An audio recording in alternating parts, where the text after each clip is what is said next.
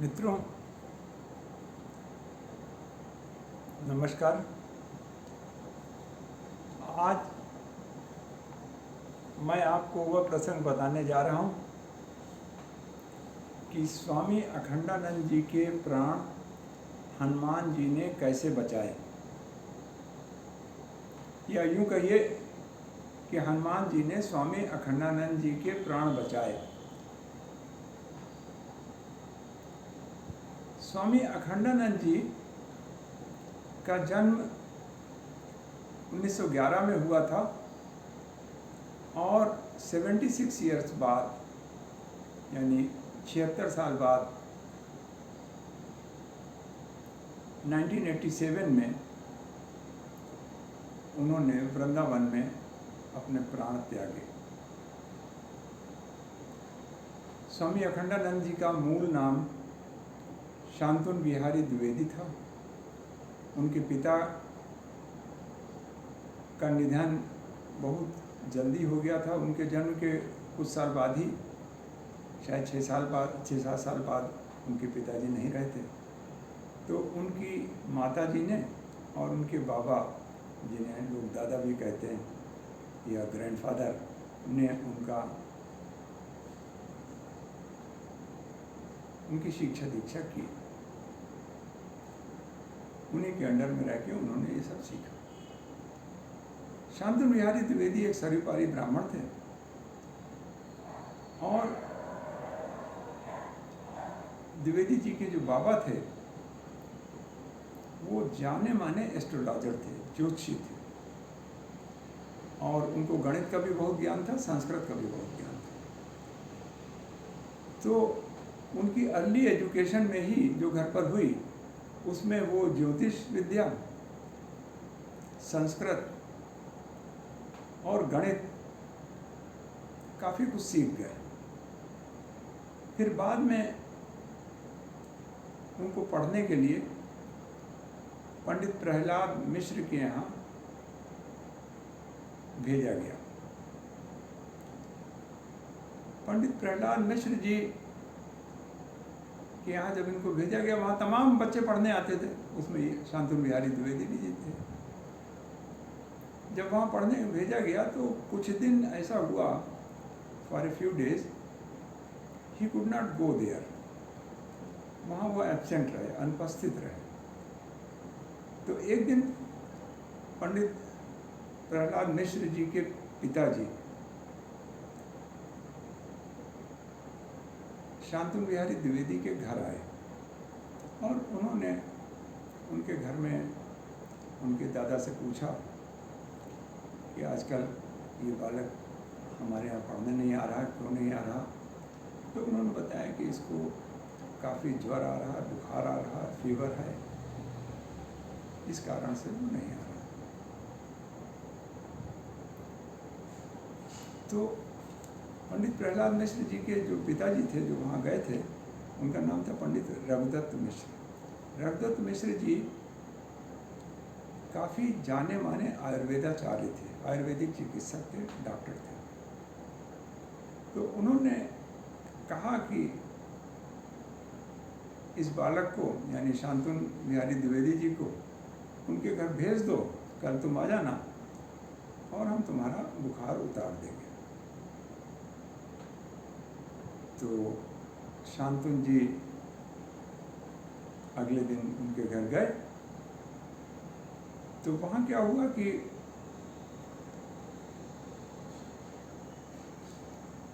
जो रघुदत्त मिश्र जी थे, जो आयुर्वेदिक डॉक्टर थे, उन्होंने घर की कुछ जमीन को गाय के गोबर से लीप दिया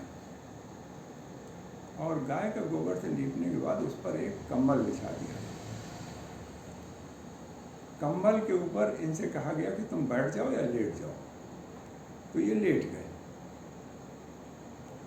और इसके बाद जो है, जो गोबर का एक कंडा होता है, आप लोगों ने देखा होगा, उसको गोबर को जो सुखा करके कंडा बनाया जाता है, उस कंडे की राख से उन्होंने उस कंबल के चारों ओर एक मंत्र लिख दिया इसके बाद वो चले गए। तो शांतनु जी बाल्यावस्था तो उनकी थी, तो उनको कौतूहल हुआ कि इन्होंने क्या लिखा। तो ये उठ के बैठ गए और इन्होंने देखा कि उस मंत्र में कई तरह के ज्वर के, कई तरह के बुखार के, फीवर्स के नाम लिखे हुए थे संस्कृत में। और हनुमान जी से ये प्रार्थना की गई थी कि इनको इन बुखारों से मुक्त कर दें। इसके बाद शांतनु जी बुखार से मुक्त हो गए, वो स्वस्थ हो गए, ठीक हो गए। उनकी मेमोरी बड़ी तेज थी। उन्होंने वो मंत्र जो है कंठस्थ कर लिया, उसको याद कर लिया।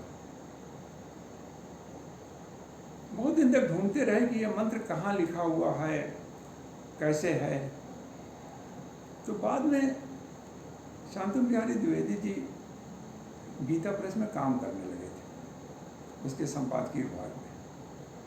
उसकी लाइब्रेरी में उन्हें वह उपनिषद मिला जिसमें वह मंत्र लिखा हुआ था।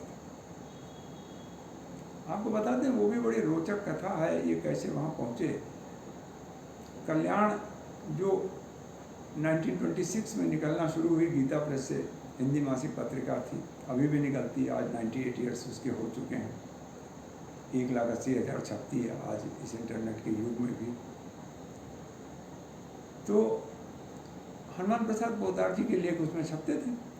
ये उन लेखों से इतना प्रभावित हुए, इतना प्रभावित हुए कि कई मील पैदल चलकर ये हनुमान प्रसाद पोद्दार जी से, अर्थात भाई जी से मिलने के लिए गोरखपुर गए और उनसे मिल करके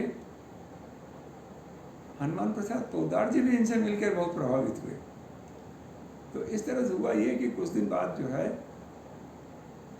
शांतनु बिहारी द्विवेदी जी कल्याण के संपादकीय विभाग में काम करने लगे। उन्होंने लगभग 120 पुस्तकें लिखी।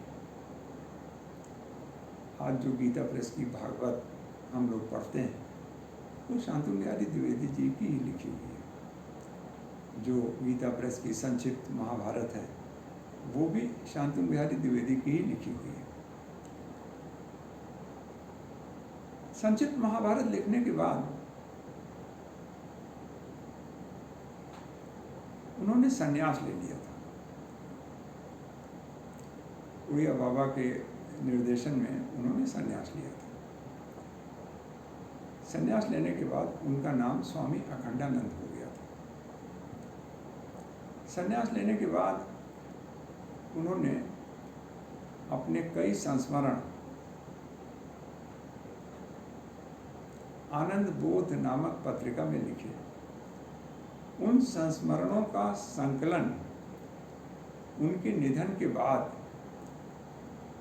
उनके निधन के 1 वर्ष बाद उनके शुभचिंतकों ने, उनके शिष्यों ने 1988 में पावन प्रसंग नामक पुस्तक में निकाला। उसका 4था एडिशन अर्थात 4th संस्करण 1982 में निकला, जो कि इंटरनेट पर उपलब्ध है। इस वीडियो के